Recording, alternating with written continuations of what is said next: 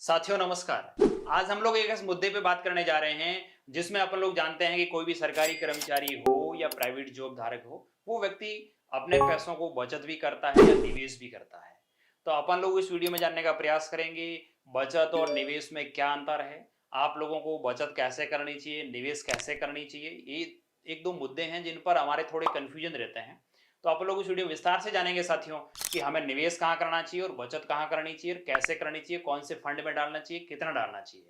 सबसे पहले हम लोग जान लेते हैं बचत और निवेश, इन दोनों में मुख्यतः अंतर क्या है।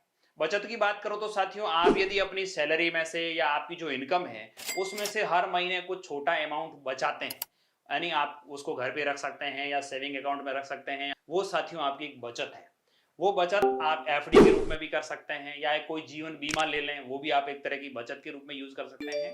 तो वो साथियों क्या होता है, उस पे आप लोगों को बचत खाते में डालेंगे तो 3 से 4% रिटर्न मिलता है, और यदि आप एफडी आरडी करवाते हैं तो आप लोगों को साथियों क्या मिलेगा, 5 से 6% रिटर्न मिलेगा। उस कंडीशन में क्या होता है कि हमारे यहाँ भारत के अंदर महंगाई है वो साथियों 6% के आसपास हर साल बढ़ती है। आपने पैसा अभी 1 लाख रुपए एफडी करवाई और 10 साल बाद आपको 2 लाख रुपए मिले, तो क्या होगा, वो 2 लाख रुपए की वैल्यूएशन तो साथियों 1 लाख के बराबर आ गई, क्योंकि महंगाई बढ़ते बढ़ते उतनी चली गई। तो आपको ये एक तरह की बचत जरूर हो सकती है, यानी आपका पैसा जितना था उतना ही रहेगा, उसमें आपको नुकसान की कहीं कोई बात नहीं है। अब बात करते हैं निवेश की। जब आपका पैसा ही उस पैसे को बढ़ाए, वो होता है निवेश। जैसे म्यूचुअल फंड हो, शेयर मार्केट हो, या ऐसे कई सारे इन्वेस्टमेंट है, एनपीएस है वगैरह। उसमें क्या होता है साथियों, कंपाउंडिंग आपको ब्याज मिलता है, यानी चक्रवर्ती ब्याज। आपने 1,000 रुपए डाले और अगले महीने 1,000 पर आपको माना कि 100 रुपए ब्याज मिला, तो आपके 1,100 रुपए मूलधन हो गया और उस पर अगले महीने से 1,100 पर ब्याज मिलेगा। ये कंपाउंडिंग ब्याज चलता है, चक्रवर्ती ब्याज चलता है। ये होता है निवेश, जिसमें आपका पैसा साल दर साल बढ़े, महंगाई दर से ज्यादा बढ़े। जैसे 6% महंगाई दे रहे तो आपका कम से कम पैसा 10-12% या 15% 16% के हिसाब से बढ़े, तो उसको कहते हैं साथियों निवेश। आप सोना खरीद सकते हैं, सोने में भी बढ़ रहा है। आप कोई प्रॉपर्टी खरीद सकते हैं, आप कोई इन्वेस्ट ऐसा करें जिससे कि आपकी उसकी वैल्यूएशन अच्छी बढ़े, उसको कहते हैं साथियों निवेश। अब हम लोग बात करते हैं सबसे पहले सरकारी कर्मचारी हो, नॉर्मल हो, वो लोग क्या करते हैं, कौन कौन से इन्वेस्टमेंट अपन लोग फिलहाल करते आ रहे हैं उन पर चर्चा करते हैं। इन्वेस्टमेंट के रूप में माने या बचत के रूप में माने, वो क्या है वो देखिएगा। सबसे पहली बात करूंगा मैं साथियों एफडी या आरडी की। आप लोग एफडी या आरडी करवाते हैं तो उसमें साथियों क्या होता है, 6 से 7% आपको रिटर्न मिलता है, और आपको महंगाई भी 6% के आसपास बढ़ रही है, तो पैसा वहीं का वहीं है, ये बचत है, आपका निवेश नहीं है। दूसरा माध्यम होता है जीपीएफ। ये माध्यम साथियों गवर्नमेंट कर्मचारी को रहता है।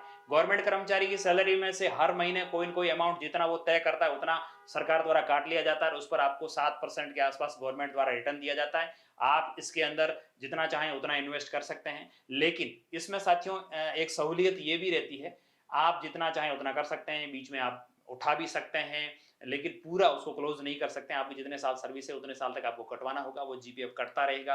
लेकिन इसमें बीच में अपन लोग लोन के रूप में इसको ले सकते हैं, आहरित कर सकते हैं। लेकिन इसकी कमी ये है कि साथियों आपको 7% के आसपास ब्याज मिल रहा है, तो एक तरह की बचत मान सकते हैं, निवेश नहीं। ठीक है। अब हम लोग बात करते हैं एलआईसी की या जीवन बीमा जो भी होते हैं। वो क्या होता है कि आप लोग जैसे कोई आपके पास एजेंट्स आया या उसने एलआईसी के लिए आपको बोला, तो एलआईसी हम लोग करवाते हैं एक बीमे के लिए। बीमा और बचत और निवेश ये तीनों चीजें अलग अलग रखनी चाहिए। हम लोग बीमे को ही बचत या निवेश मान बैठते हैं, वो हमारी सबसे बड़ी भूल है। इसमें होता क्या है कि आपको हर महीने या 6 माह या 12 माह में इतनी फिक्स अमाउंट जमा करना है, और आपको ये बताया जाता है कि आपकी ये जब परिपक्व होगी, आपको 10 साल बाद 20 साल बाद आपने टोटली 3 लाख रुपए जमा होंगे, आपको उस समय 6 लाख मिलेंगे, और आपको जीवन बीमा भी मिलता रहेगा। भगवान नहीं करे बीच में कुछ हो गया तो आपको 6 लाख रुपए का एक्सीडेंटल या जो भी इंश्योरेंस है वो आपको मिल जाएगा। जबकि मैं आपसे निवेदन करना चाहूंगा, इंश्योरेंस आप लोगों को यदि लेना ही है तो हेल्थ इंश्योरेंस लीजिए। लेकिन गवर्नमेंट कर्मचारी, उनको हेल्थ इंश्योरेंस गवर्नमेंट द्वारा प्रोवाइड किया जाता है, उनको लेने की आवश्यकता नहीं होती। लेकिन जो नॉर्मल इंसान है उसको हेल्थ इंश्योरेंस अवश्य लेना चाहिए, क्योंकि भगवान ना करे कभी आपको कोई बीमारी होगी तो आपने जितना बचत किया वो सारा पैसा जा सकता है। इसलिए हमारे पास हेल्थ इंश्योरेंस होना चाहिए, और एक आपके पास टर्म इंश्योरेंस होना चाहिए। टर्म इंश्योरेंस का मतलब ये होता है साथियों कि आपको कुछ फिक्स अमाउंट डालना होता है, वो अमाउंट आपको रिटर्नेबल नहीं है, यानी आपको मंथली 500 700 हजार रुपए के अंदर लगभग 1 करोड़ रुपए के आसपास, आपकी आयु पे डिपेंड करता है, 1 करोड़ रुपए का टर्म इंश्योरेंस मिलता है। भगवान नहीं करे आपको कुछ कभी कुछ हो जाए तो आपको परिवार को पीछे सुरक्षा मिल जाएगी, उसको वो पेमेंट मिल जाएगा, तो उसके लिए आप लोग टर्म इंश्योरेंस का ले सकते हैं। तो एलआईसी की हम लोग चर्चा कर रहे थे, तो एलआईसी के अंदर साथियों आप लोग निवेश करिए, कोई इश्यू नहीं है, लेकिन आप उसे बीमे के रूप में निवेश करिएगा, ना कि निवेश के रूप में या बचत के रूप में। ठीक है साथियों, आप बचत के रूप में उसको मान सकते हैं, क्योंकि आपका अमाउंट उतना ही रह पा रहा है, जितना महंगाई बढ़ रही है उतना ही आपको रिटर्न मिलने वाला है। अब हम लोग बात करेंगे साथियों एनपीएस की। एनपीएस यानी नेशनल पेंशन सिस्टम। उसमें क्या होता है साथियों, आप एनपीएस के अंदर जितनी राशि डालते हैं उसको आपको 60 साल तक डालना रहता है। 60 साल के बाद आपको हर साल पेंशन के रूप में फिक्स अमाउंट मिलता रहेगा, वो भी शेयर मार्केट के आधार पर होता है। उसमें आपको रिस्क ये रहती है कि शेयर मार्केट पे कम ज़्यादा हो तो आपको नुकसान भी हो सकता है, आप बीच में उसे उठा नहीं सकते हैं, लेकिन लास्ट के अंदर आपको अच्छा खासा पैसा भी मिल जाता है और लाइफ टाइम आपको पेंशन भी मिलती रहती है। ये हम लोगों ने पता कर लिया कि ये सारी चीज़ें बचत की है। अब हम लोग बात करते हैं निवेश की। निवेश के लिए सबसे अच्छा साधन वर्तमान के अंदर साथियों क्या है? एसआईपी या mutual fund, systematic investment plan. उसमें क्या होता है कि कोई भी व्यक्ति, आम पब्लिक 500 रुपए से शुरू कर सकता है और जितना चाहे उतना मंथली वो इन्वेस्ट उसमें कर सकता है। ये एक तरह का निवेश है साथियों, जिसमें पैसा ही पैसा बनाएगा। वो कैसे, मैं आपको बताता हूँ।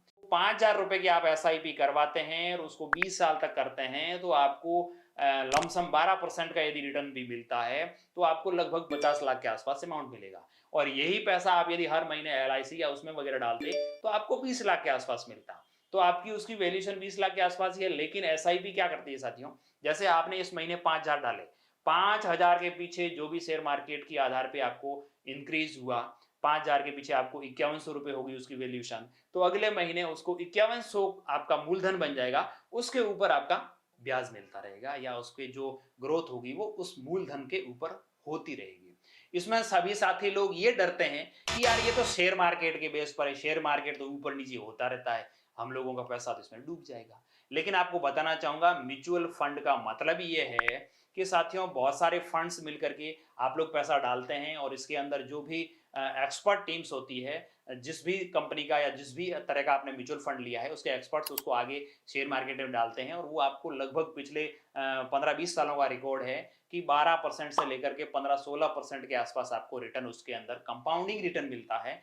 यानी आप जितना ज्यादा समय के लिए उसको इन्वेस्ट करेंगे, मैं निवेदन करूंगा जो साथी नए नए गवर्नमेंट सर्विस में जा रहे हैं या युवा साथी हैं जो अभी जॉब लग रहे हैं, तो उनको शुरुआत के अंदर ही एसआईपी करवा लेना चाहिए। 5% 10% आपका जितना भी आप चाहें, आपकी जितनी बचत आप हो सकती है उसे इन्वेस्ट के रूप में म्यूचुअल फंड या एसआईपी में डालिएगा, ताकि आपको जब 20 साल बाद, 25 साल बाद, 30 साल बाद आप उसको उठाने जाएंगे, उसको कंप्लीट करेंगे, तब आप पाएंगे कि उसका पैसे की वैल्यूएशन या उस पैसे को कंपाउंडिंग के माध्यम वो पैसा बढ़ते हुए कितने गुना आपको मिलने वाला है। मैं निवेदन करूंगा आपके जान पहचान में या कहीं पर भी ऐसे कोई व्यक्ति हो जिनसे आप बात करिए, जो म्यूचुअल फंड पे काम कर रहे हैं, एसआईपी पे काम कर रहे हैं, उनके थ्रू आप एसआईपी करवा लीजिए। और एसआईपी साथियों, शेयर मार्केट आने वाले टाइम में बढ़ने वाला ही है, कोई ऐसा तो है नहीं कि अभी 80,000 के आसपास चल रहा है तो आकर के 10-20,000 पे आ जाएगा, ऐसा तो होता नहीं है। शेयर मार्केट अपने भारत के अंदर धीरे धीरे बढ़ता ही रह रहा है। आप यदि लॉन्ग टर्म का सोच रहे हैं, आपको इन्वेस्टमेंट करना है, तो आप एसआईपी को अच्छा विकल्प के रूप में जा सकते हैं।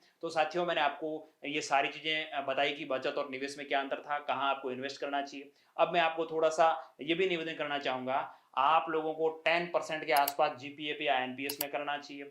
10% के आसपास आप लोगों को साथियों अपने टर्म इंश्योरेंस, लाइफ इंश्योरेंस या हेल्थ इंश्योरेंस के ऊपर डालना चाहिए।